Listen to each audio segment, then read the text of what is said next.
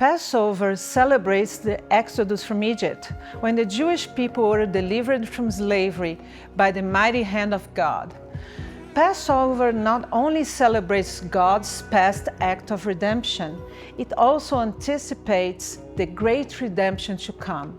Passover is all about salvation.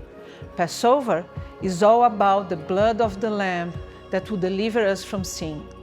And Passover is all about Jesus. God instructed Israel to reenact the Passover year after year. God instructed Moses that every family must slaughter a Passover lamb and post the blood on the side and top of their doors.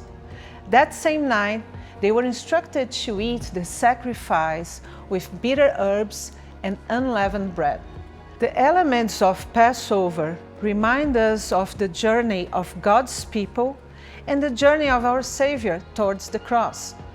The elements should be familiar and remind us of home. Various cultures throughout the world will be celebrating Passover on April 12th. This year, the RCF family will observe Passover through African American lenses. The elements and meal will be slightly different, but the meaning will be the same. Please plan to join us for this unforgettable night on April 12th.